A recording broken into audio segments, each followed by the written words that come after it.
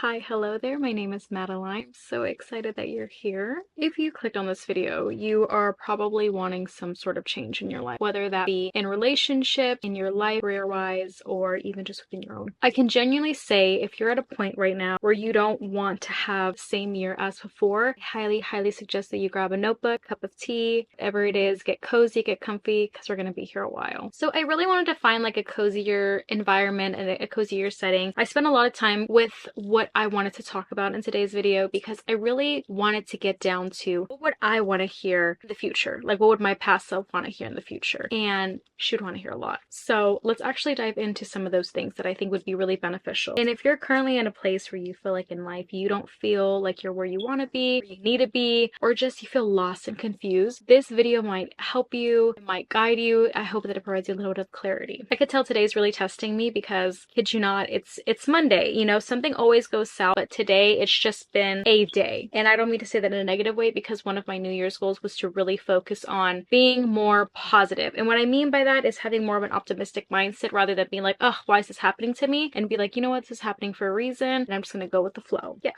Here is how you are going to glow up in 2025 and make 2025 the best year possible for you. I am currently working with a different setup today and I hate changing my setup, but it's like I'm constantly moving things and wanting to change things, and I feel like because it's the new year, it's just one of those things. Here are your 12 tips. First one, limit your technology use and find a new hobby. I know, it's really crazy, especially with TikTok being banned this month. Like, girl, I get it. I want to be on social media all the time. Mind you, I do content creation, so obviously this is like my life. Not really my life in a sense. I have been taking the last few months of the end of 2024 to really restrict myself from just the watch time and just focusing on, okay, what can I do? How can I be productive? Okay, how can I limit how much technology I'm using? Because really the reality of it is we get stuck on that loop where we're just scrolling through one video and then you just end up wasting 3 hours of your day and you think, oh my gosh, what could I have gotten done? So much more if you had just gotten off the phone. Limiting your technology is really going to make the biggest difference in just glowing up overall. I feel like social media can really take a toll on your mental health. I mean, it just drains you overall and it also hurts your creativity. Like, try discovering little hobbies that you want to start doing, whether that be bicycling, journaling, painting, doing art, spending time with friends, getting food with people, sleeping, whatever that is. Find a new hobby that you want to do to limit that technology. So at least, yes, you're spending some time on your phone, or yes, you're on TikTok or on social media, or you're finding out about the Ash Trevino drama, whatever it is, at least you're dedicating some sort of time to finding a different hobby and not just wasting your day. I can't tell you the amount of times and hours I have wasted on just scrolling. I can actually remember a time when I was back in school and I was scrolling through social media so much that I completely missed my class. Like, I just missed my lecture, killing time, and I ended up wasting time just in general. So that was great. I think a practical tip would probably be to find something that is sustainable. So maybe you're trying to learn how to cook. Try to figure out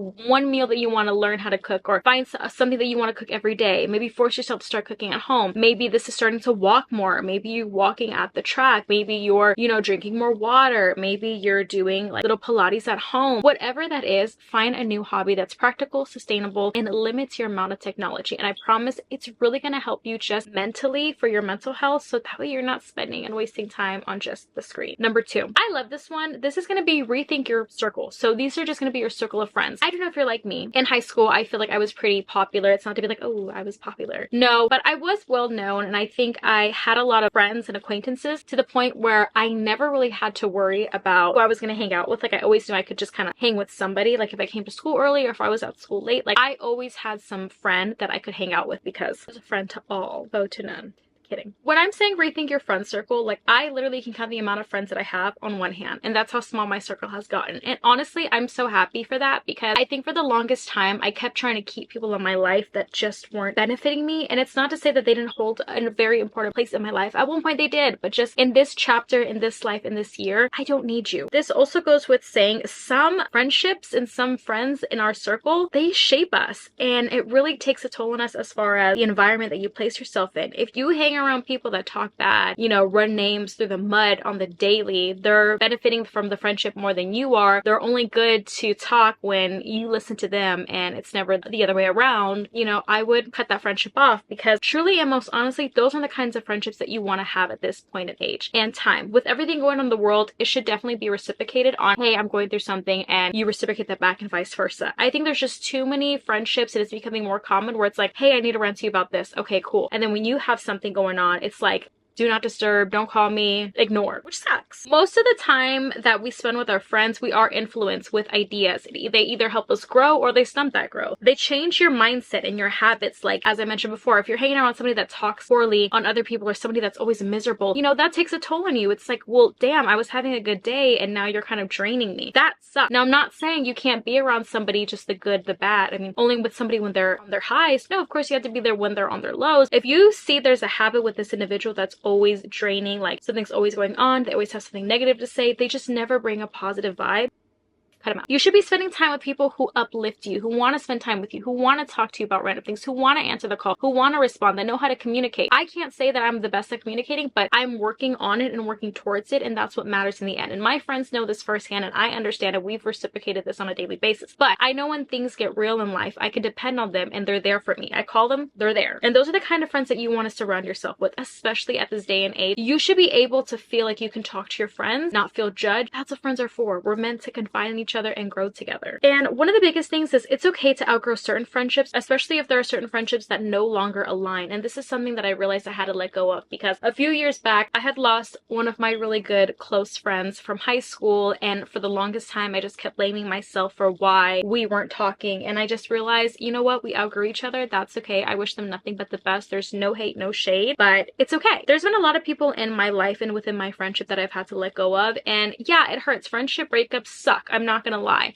I won't sugarcoat it for you, but if there's anything that I can give you as far as reassurance, is that it does get better, and sometimes those people come back, and sometimes you just need time to grow. And that goes with saying for any relationship within your life. That base could be so essential to really benefiting. It could be the cure of why you guys weren't able to work things through. But when it comes to friendships, if you're trying to figure out your career, your education, you're stuck with something going on in your life, if that person isn't willing to be there, you need to rethink whether they're significant or potentially just hurting you in the long run. So reevaluating, who should I keep in my life? Who shouldn't I keep in my life? For me, it was finding friends that I'm able to laugh with, that I'm able to cry around. The ones where I can forget why I was even mad 5 minutes ago. The friends where I can tell them a little as inconvenience as like this dumb A on the 110 almost T-boned me, or when I was driving on the 90, you know, I almost got rear-ended. That's not funny, but those are things that I talk about with my friends. The friends that make you bring out your ugly laugh, ugly cry. Laugh so hard that you ugly cry. I mean, there's been times where I have laughed so hard my stomach hurts for days. No lie. A key takeaway from this is a strong circle is going to keep you grounded, and it's going to keep you inspired. So friends that you surround yourself with, they're going to make you feel good if these friends are helping you in life. And what I mean by this, they're pushing you to become the best version, and they're supporting you no matter what you've been through, no matter what's going on, no matter what obstacles happen in life. They just keep on supporting you. And those are the kinds of friends that you need to have in your life. Start reflecting on who truly supports you at the end of the day, and be intentional about creating a positive circle rather than a pessimistic one. Because a lot of the times what we end up doing is keep people in our life just because of the memory, or because of the fact that, you know, well, they were really good to me this one time, or when I was going through this. But it's like, what are they doing for you now?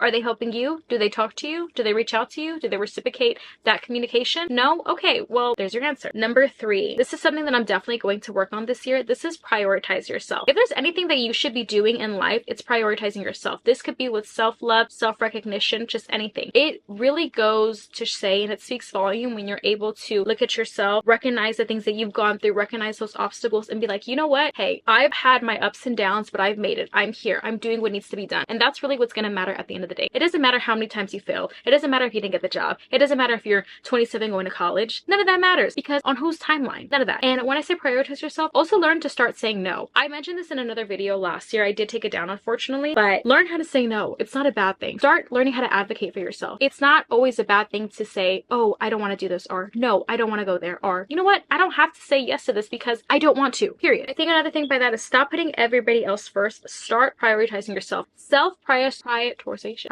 Self-priority is not sabotage. It's not selfish. I know there's a lot of people that will say, oh my goodness, you're so selfish for putting your career in front of you. You're so selfish for putting yourself in front of everybody else.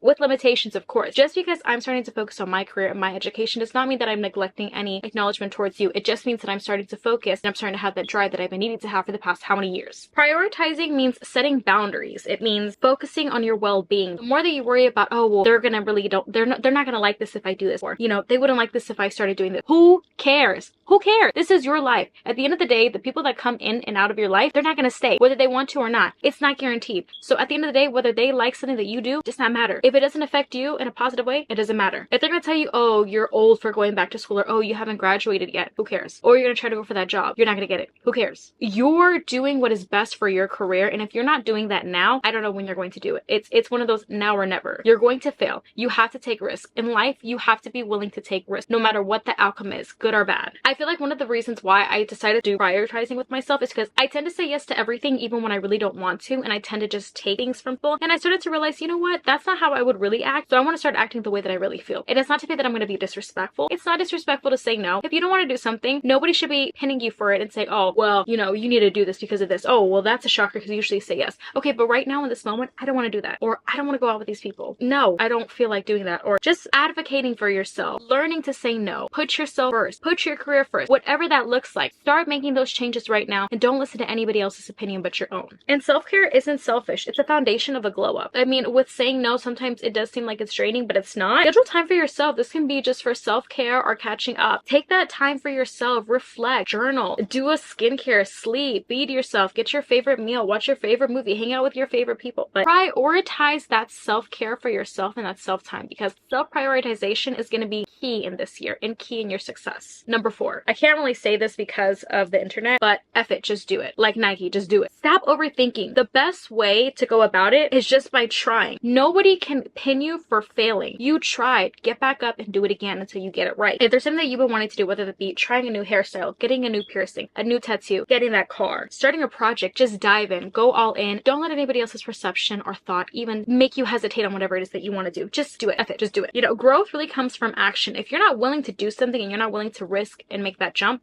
you never will. You never will. There's been a lot of times where I've held back just because I feel like, well, I don't want to have a bad or negative reaction from so-and-so or so-and-so. And it's like, who gives a damn? My life. If you've been wanting to dye your hair, okay? Hair grows back. And if not, there's box dye, okay? If there is a project that you've been wanting to start, do it. If there's a class that you've been wanting to try, maybe you want to learn how to dance, fuck it, do it. Who cares? Nobody can pin you for trying. They probably haven't done anything. And the people that do end up hating on you are usually the ones that are sitting there at home by themselves, reflecting on their own life and just deciding to hate on you for actually doing something. Honestly, your biggest breakthrough is going to come when you leap out of your comfort zone. And I know it's really uncomfortable, even for myself saying this on the other side, because I have been doing a lot of things that have been making me feel uncomfortable, but comfortable in the sense that I'm like, yeah, I make progress, I'm making growth, I'm doing something that I wouldn't do before. And that really shows volume. I would say commit to doing one thing that you've been scared of doing this month. Let that be your takeaway. Whatever it has been, take it and just go all in. Whether it's starting a project or just saying, yes, I'm gonna do this. I don't care. Fuck it. Do it. Number 5, stop comparing yourself. You are perfectly fine just the way that you are. I know it's easier said than done. Believe me, I know this. And I can sit behind the screen and say that because obviously I put myself on the internet. I basically give the entire world full permission to either hate me, dislike me, come for me, securities, whatever it is. But me doing this makes me uncomfortable, but it makes me comfortable enough because I have adapted to making myself comfortable with social media. A couple months ago, I had posted a video, some YouTube short, and I got a lot of bash on it. And I started noticing I started to get more hate. And you know, people can be awful. And one of the things that I had to remember is that not everybody's going to say something positive about your video, and that's okay. And before, I used to have this habit of filtering out my words. People got really smart, they got creative, or even just deleting comments. But you know what I realized? Even if people were to comment something negative about me every single minute, I must be doing something right to be able to take the time out of your day to piss you off. Even if somebody's not hating you necessarily online, and this analogy works with you in person, if somebody feels the need to constantly bicker and say negative things about the way that you do things and make fun of you, 9 times out of 10, they're hating on you because you're doing something that they aren't able to do. Comparison is going to be the thief of joy, period. Especially in the age of Instagram, we have Instagram filters, there are BBLs, there are all different kinds of cosmetics to fix yourself. I'm not hating on anybody who has gotten cosmetics done, but I don't have a side. I feel like I'm Switzerland for the most part. I think it's a matter of, you know, I can see both points of views of wanting to feel beautiful within your own skin. I'm all for it, honey. Feel beautiful within your own skin, but don't hate somebody for not feeling beautiful, for changing themselves. We find beauty within ourselves, but the more that we compare each other, oh, I'll never look like her. I'll never have her hair color. My face will never be slim. I promise you, you will never find joy in your life, and you will never ever love yourself. So don't do the self-sabotage. Just because all look beautiful in our own way, you know what you do have? You have yourself. And finding that self-love is going to be so important. What is unique about you that somebody else probably does not have? Whether it be your smile, your eyes, your dimples, your hair, your brows, whatever it is. I promise you, you might be sitting there comparing yourself, telling yourself, oh, I'm ugly. I hate the way that I look. Whatever it is that you hate about yourself, I promise you somebody out there is comparing themselves to you. All have something that we want from each other. Elevator with another girl. We were both going to the dentist. I guess it was the same one. She had complimented my shoes, and one thing that I love to do is reciprocate that love. Like, if we're giving out good energy, I'm going to match it. I complimented her sweater. I was like, I love that sweater. It really goes to show that even when you compare yourself, somebody else is going to compare themselves to you. So working on that self-love is going to be the best thing that you can do this year. Number 6, keep your body moving and fueled up. I know you're sitting there and you haven't ate nothing. Go up and get you some food. Pause this video right now and go get you some food. Iced coffee is not a meal replacement. Eat it. I need to eat because all I've had today was iced coffee and an orange. How hypocritical of me to say. I cannot stress this one enough. If you are not providing your body with the proper nutrition, you will not have enough energy to do anything, to be the best that you can be. I know we want to get Ozempic skinny baby. I know that we want to be able to just restrict ourselves from eating better, right? It's the new year. I get it. But starving yourself and skipping meals is not it. And it's not a meal replacement to have iced coffee. You can still have your iced coffee, but in order to keep your body fueled and moving and at the best that it can be, start with simple changes like eating 3 meals a day if you only eat 1. Take daily walks. Start stretching. Add greens to your diet. I'm not saying that you have to go full 360 or full 180, whatever it is, and change everything that you eat and completely go vegan or non-GMO or organic. That's not what I'm saying. Small changes in your diet. Treat your body as the foundation of your glow up. Fill it with love and movement. Make sure that you're staying hydrated, drinking water. I think for myself, I focused more on the 80-20 method. And what I mean by this is that you're eating 80% good food. My coworker actually told me about this as well. Monday through Friday, she eats really good. She eats her 3 meals a day. And then that 20% is for the weekends. You can't live life healthy if you don't enjoy life. So this could be like when you're going out with your friends, your family, whoever it is, you should be able to enjoy food overall. It should not just be, I'm on a diet, I'm eating this, I'm gonna do meal replacement with protein shakes. Like, you have a good balance. So maybe the entire week you're eating really good, and on Saturday you decide that you're gonna get a pizza or you're gonna get those egg rolls from Chili's. That's okay. It's 80-20. There has to be balance. Life is all about balance, and you need to maintain that. Number 7, develop healthy routines. This can really go a long way depending on how you perceive it, but a glow up is built on consistency, and this is what a lot of us neglect. It's not so much that we don't have the momentum, it's more so the fact that we're just not consistent. Because you could have all the motivation in the world, but if you're not staying consistent every day, well, there's your problem right there. Staying consistent and not motivated. You can be motivated and do things in the moment, but it doesn't mean that you're going to always be consistent with it. Practical tip. This could be like staying hydrated, journaling once a week. Maybe this is in the morning. Maybe you have a busy schedule. Exercising every other day. This could be just walking 20 minutes a day or doing a quick little Pilates at home. The healthy routines allow you to create consistency, and eventually that's going to lead to progress, right? The more that we're consistent, the more we're going to see progress within our routine, the more we're going to be able to see progress within our life, which goes with any goal. Set your intention for the day. So if you're starting your day off at 9 o'clock and the first thing that you're going to have is coffee, and the first meal of the day you're going to have is at 4 o'clock, there's your day, there's your fueling your body, there's everything. It's just going to go to shit. Obviously, this is not going to happen overnight. This takes time for sure. But again, starting simple, making little alternatives. Maybe this is waking up before 8 and having a cup of water before, you have your daily coffee. Maybe this is having a cup of tea at the end of the day instead of an iced coffee. Maybe this is having a really good breakfast in the morning, whatever that consists of. Eggs, waffles, bacon, hash browns, just whatever that is. Fueling your body with the right necessities. Number 8, get your finances together. We do not need to get everything that we see on hashtag for you pages. We really don't. I promise you, you probably already have it or something similar. I don't know how many Sol de Janeiros I have seen. Oh, Sol de Janeiro. Sol de Janeiro. Sol de Janeiro dupe I have seen everywhere since it came out and it started popping off. You do not need to spend all that money, and you also don't need to buy everything you see on the For You page, because no, you do not need this new blush, and no, you do not need this new highlighter or foundation or Pilates workout thing or journaling book that you probably already have. You just don't. That's the reality of it. Now, the reason why I say this is because I went from making a really good amount of money at my previous job to, getting humbled a little bit. And it's not to say that I'm not thankful for this job, because I really am, but but when you make a certain amount of money, you expect that, so you have a certain lifestyle. And when that's cut, you're almost like, whoa, I can't afford these things. If you want something and you can't afford it twice, 9 times out of 10, you shouldn't be buying it. That's like the #1 rule that I've learned. Something about myself is I want to share some transparency with my growth in my finances. I started last year off being in debt, and it was quite a lot of debt. And this is not something that I would want to share anyway, just because, you know, people are judgmental, but it's normal with adulting. Like, we don't always make the best financial decisions, okay?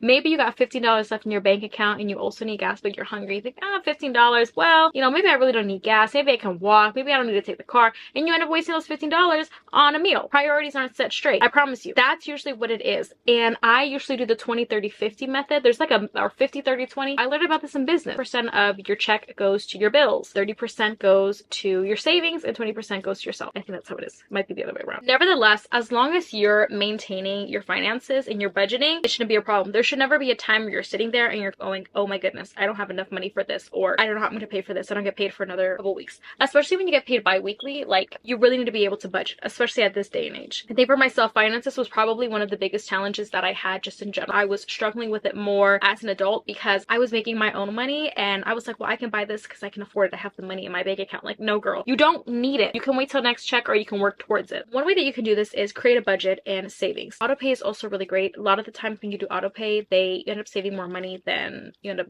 losing more money. I think I have, as far as phone carriers, I have T-Mobile. I don't know how it is with other phone carrier brands, but if you set up an autopay, you save $10 a month. $10 a month might not seem like a lot. I'm going to do it, and I've been doing it for quite a while. Creating a monthly budget is also going to help you lay out, okay, what's due? When is this due? How much money will I have left over? Whatever it is that you owe monthly, this is going to help you visually see too. Also, it's also going to help you so you never have to struggle too much. Now, obviously, this also does mean that if you don't make enough, you know, there are going to be some times where you won't be able to afford certain things, and that's okay. All part of budgeting and financing. But once you get the hang of it, I promise you, it just makes so much more sense and it becomes so much less stressful, and you never end up with withdrawals. But of course, clearing up that debt is going to be one of the first things that you just have to do. Clearing up debt, creating a budget, and make sure that you have a savings so that way you're never having to worry about pinching for pennies. Number 9, refresh, reset, and refocus. I mention this all the time about reset days, and I can't express it enough. You need to be taking a day to yourself. I don't care what day it is. I don't care if it's an hour. I don't even care if it's 30 minutes. Take it to yourself. Maybe to watch your show, maybe meditate, maybe to eat, maybe to disconnect from the world. In this life, just in general, life gets busy, gets very overwhelming, and sometimes we forget to take these little breathers. So if we're not taking the time out of our day to just, a lot of times life gets really chaotic. One of the #1 things that I say is a clear room is a clear mind, okay? You need to be able to focus on just being able to take a day for yourself, just in general. This could be drinking a glass of water. This can be, take this as an opportunity to start decluttering your space. A lot of the times if we wake up early or we wake up late, even as myself, like, makeup gets thrown everywhere. I have clean clothes everywhere. I have laundry that I have to do that's stacked up. I mean, sometimes I don't even clean things, and it's just about decluttering and cleaning and clearing up. I especially love to feel like I come home to a clean room. One of the biggest things that I've heard is making your bed in the morning makes the biggest difference for when you come back home.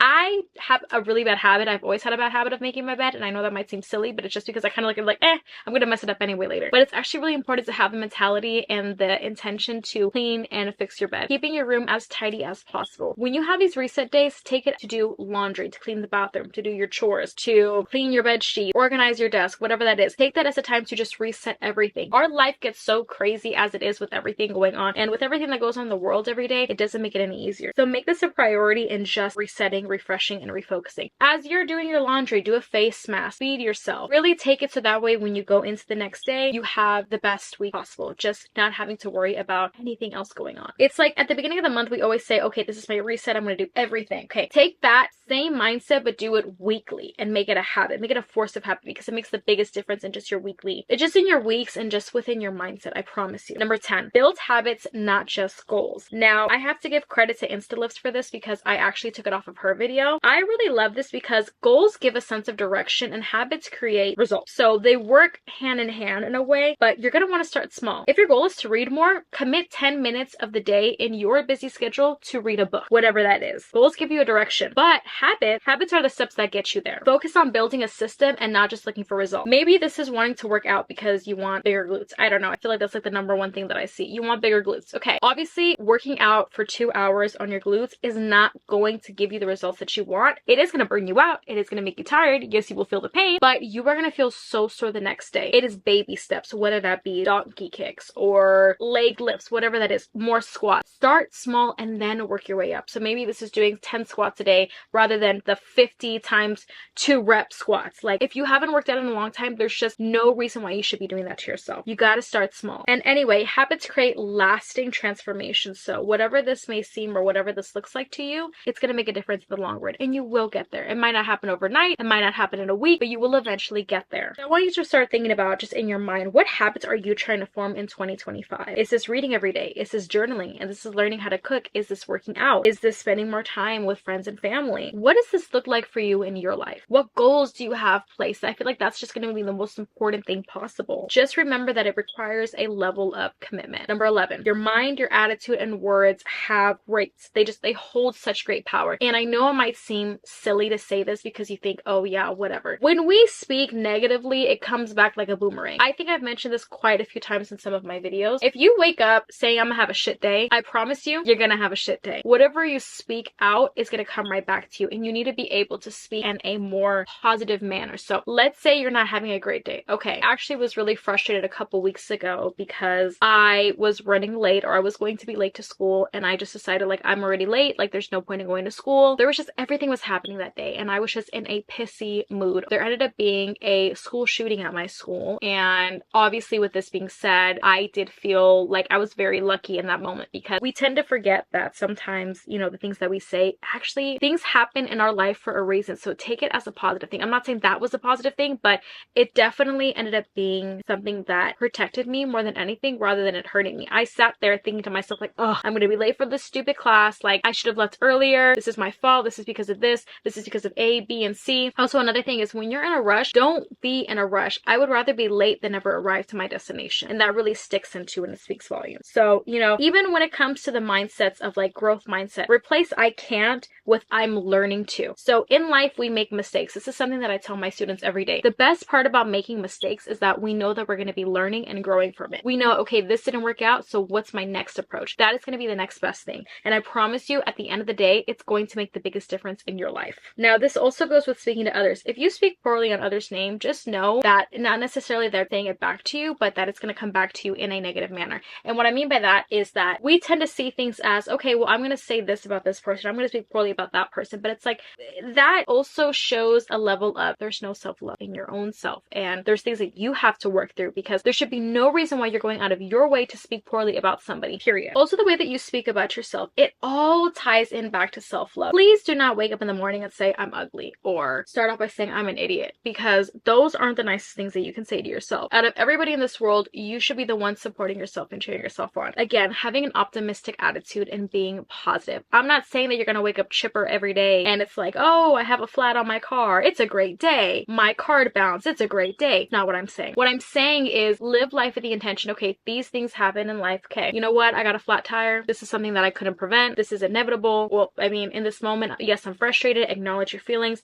and move on from it. Obviously, it's going to be an inconvenience. I'm not saying it is, but little things like that. Okay, I was late to work, but you know what? At least I got here. Thinking about it from a positive point of view. I failed this test. Okay, what did I do wrong? So that way next time I can do better.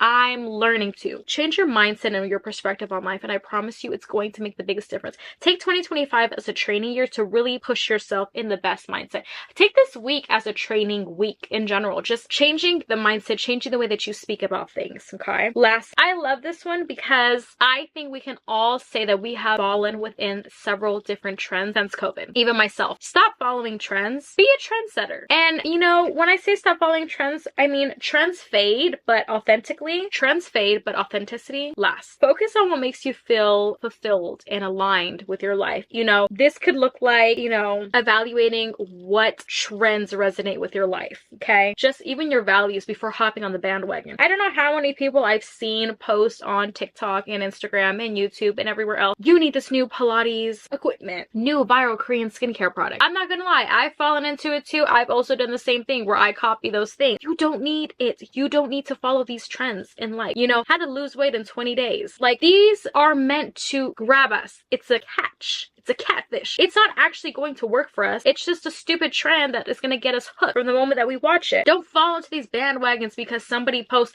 the best, you know, hair growth gummy. It's all a tactic. It really is. In life, it's a tactic. How can I convince you that you need this and how it's going to benefit me? Remember, not everything is going to work out for us. I have definitely fallen in with the next perfect pink blush. A pink blush is a pink blush. It does not matter. Okay, you can't change the color. Maybe you can change the quality and the brand, but no, you do not need to have every pink blush known to mankind. If you can afford it and you really feel you need it and you really like the pink blush, by all means do it. But if you really feel like it's not going to benefit to your life, like you're more minimal or you don't even wear makeup, why are you buying it? Or like, I think I was almost so tempted in buying that stupid Pilates machine. Girl, when am I going to use that? Probably never. And that's one of the biggest. We do not need the next viral product. That's just a given. You do not need to fall within the next bandwagon. If you already have something that works, don't try to get something new to replace it. Like I said previously, one of my other tips, the Sol de Janeiro, there are so many dupes. You do not need to have every dupe known to mankind if you already have something that works. And it's not to say that you can't eventually get it. If you want the original, buy it. You don't need to buy every single version out there. The one at Target, the one at the Dollar Tree, the one that Costco's selling, Sam's Club. Do you really need that many lotions and perfumes? You don't. I know it's really easy to fall into these trends, but get things that you know you're going to use, because just because somebody else promotes something doesn't mean you're going to end up using it, and doesn't mean that it's going to work for everybody. I could promote something like, again,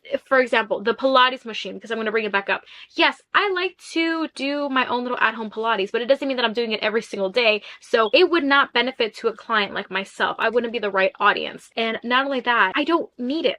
I just don't, especially when I don't even work out every day. There's no benefit to it other than just saying, oh, well, I have the viral Pilates machine. But somebody else can tell me, okay, well, you know, there's the next viral pink blush. Okay, but I have like 15 blushes already. Do I really need another pink blush? At the end of the day, it's still pink blush. That is going to be it for today's video. I hope that you were able to take away from these 12 tips. Honestly, I would try your absolute best to at least somehow correlate these back into your life, and just within this year, make 2025 your best year possible despite everything that has happened in your life. I don't know what you've personally been through. You don't know what I've been through, but at the end of the day, it's about making these little changes. And I'm hoping at the end of the day, remind yourself that it's going to take time. There's going to need to be a lot of changes in your life in order to succeed in whatever this may be in your life.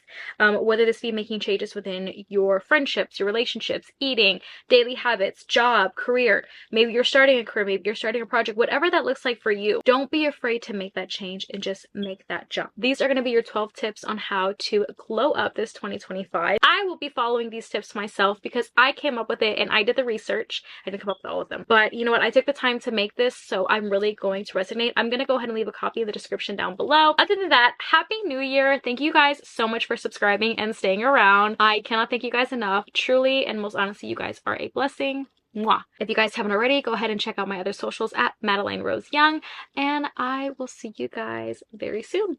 Bye.